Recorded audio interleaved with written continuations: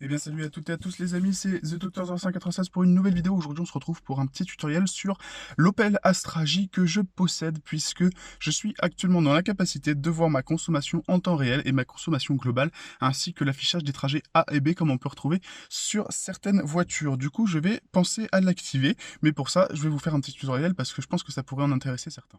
Alors mon petit problème, le voici, j'ai mon compteur avec le kilométrage journalier et le kilométrage de la voiture totale, mais je n'ai pas d'option quand je tourne cette petite molette qui permet normalement de sélectionner les menus du véhicule. Alors j'ai bien un menu qui me permet de vérifier le temps qu'il me reste avant de faire ma prochaine vidange, mais je n'ai pas les menus de consommation. Alors c'est ce qu'on va voir tout de suite au niveau de l'activation.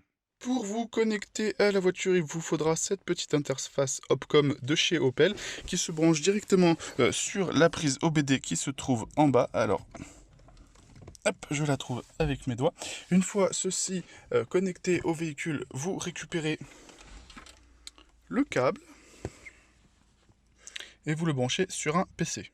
Il vous faut donc le petit logiciel Opcom qui se trouve ici, lien dans la description. Si vous avez des soucis avec l'installation ou avec les pilotes USB, n'hésitez pas à me contacter, je ferai une petite vidéo que je vous donnerai afin de améliorer votre expérience avec le logiciel, parce que c'est vrai que ça a été casse-pied pour moi de le mettre en place. Vous cliquez sur Diagnostic une fois lancé, il va se connecter au véhicule et vous demander des informations concernant votre véhicule. Alors on va attendre un petit peu que ça se connecte, ça prend un petit peu de temps, je l'admets, c'est un petit peu long, c'est un vieux logiciel, l'interface est un petit peu capricieuse des fois. Il ne faut pas oublier de mettre le contact pour que la voiture détecte l'Opcom et envoie les informations au PC. Une fois le contact mis, voilà, donc là, il a identifié la présence d'un Opcom. Vous choisissez votre année, votre modèle, Astra pour ma part, Astra J. Vous allez dans Body, Choose, Instrument Cluster, Choose. Une fois que vous êtes là, vous attendez que l'interface se reconnecte pour la deuxième fois, cette fois-ci à l'ordinateur de bord de la voiture, hein, en quelque sorte.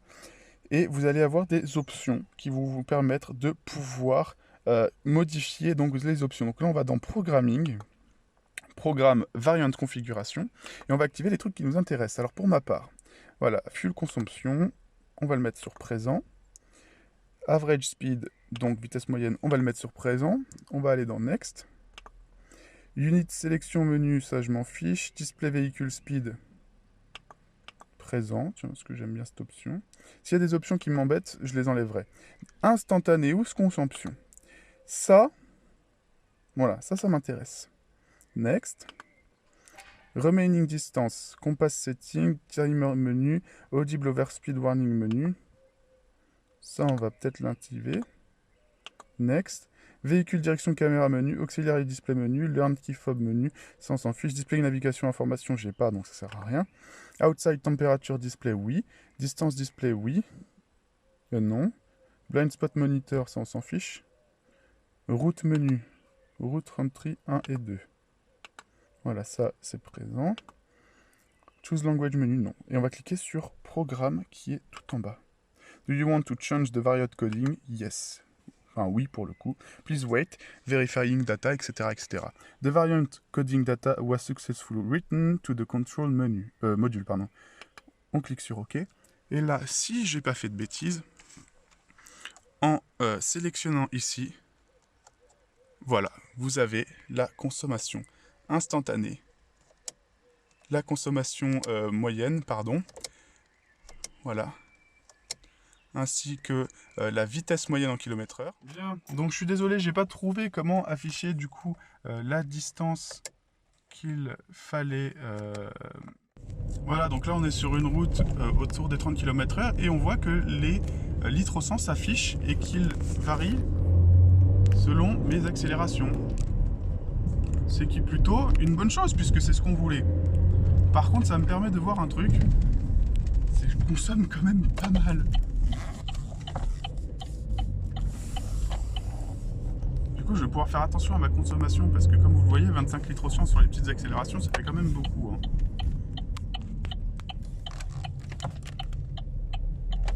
Mais c'est fonctionnel, du coup. Alors, qu'est-ce qu'on a? Du coup, vitesse moyenne 23 km/h, 626 km avant le prochain plein, 7,6 litres au 100 en moyenne et 4 km parcourus. Bon bah voilà, on a activé ce qu'on voulait les gars, hein, finalement. Donc il y a sûrement des options que je n'ai pas parce que je les ai pas activées, mais je vais regarder un peu plus tard dans la soirée, voir si je peux activer certaines choses. Je verrai avec vous si vous avez des questions, n'hésitez pas à les poser surtout. Voilà, donc n'hésitez pas à poser vos questions si vous en avez, à liker, partager, commenter cette vidéo. Je vous dis à une prochaine, c'était The Doctor 0596 pour un petit tutoriel sur l'Astra. Allez, salut!